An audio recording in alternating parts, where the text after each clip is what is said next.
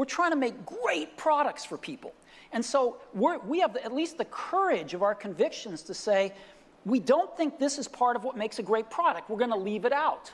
Some people are going to not like that. They're going to call us names. It's not going to be in certain companies' vested interests that we do that, but we're going to take the heat because we want to make the best product in the world for customers. And we're going to instead focus our energy on these technologies, which we think are in their ascendancy and we think are going to be the right technologies for customers. And you know what? They're paying us to make those choices. That's what a lot of customers pay us to do, is to try to make the best products we can. And if we succeed, they'll buy them.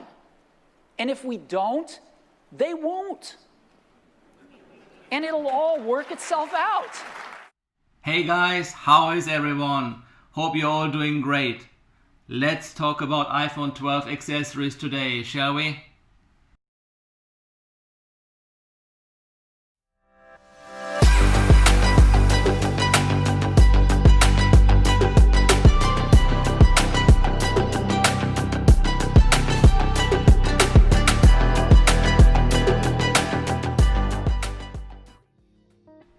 Well, it is this time of the year again, late summer, and new iPhones are just around the corner.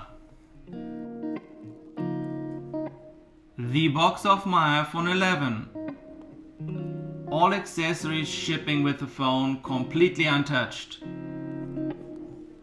Charging bricks we have from previous iPhones, and by now many are going with their wireless charger of choice.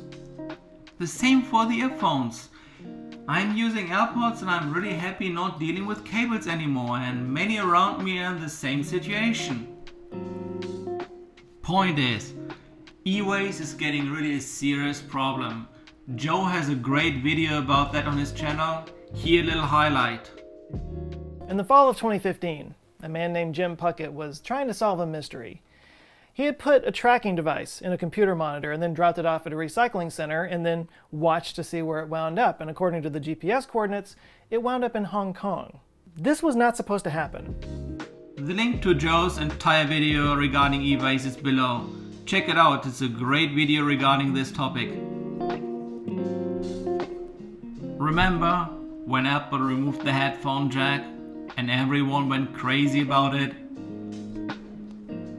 Well, now everyone is doing it, and we are happy to have more waterproof iPhones and wireless solutions for our earphones.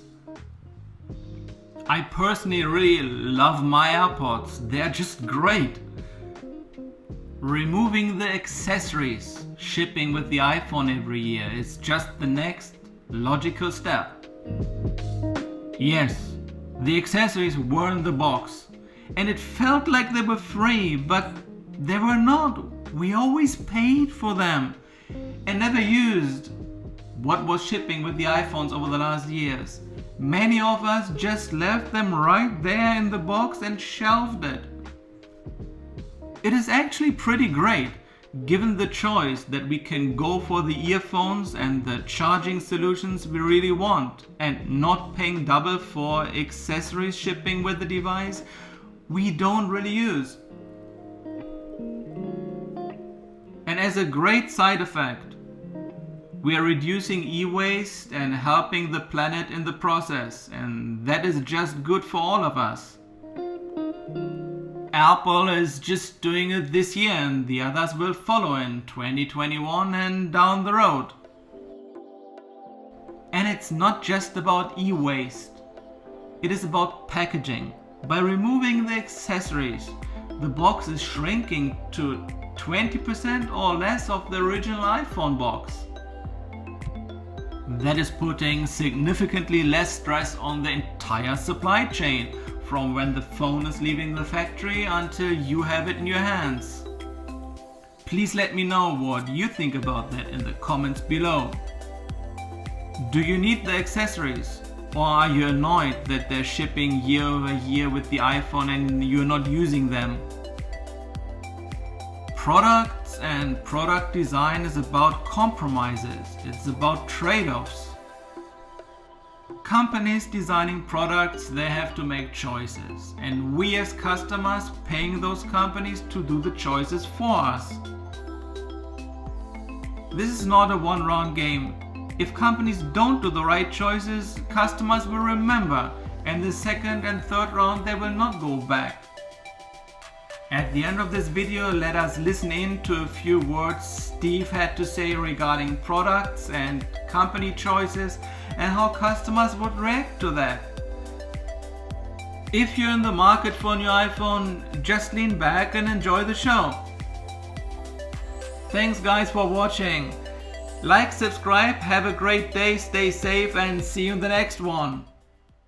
So that's what we're about. We're about making better products. And what I love about the consumer market that I always hated about the enterprise market is that we come up with a product, we try to tell everybody about it, and every person votes for themselves. They go yes or no.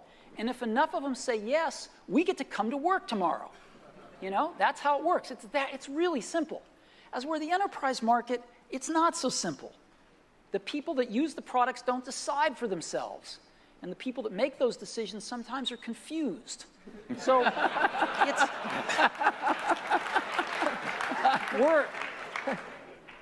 we love just trying to make the best products in the world for people and having them tell us by how they vote with their wallets whether we're on track or not.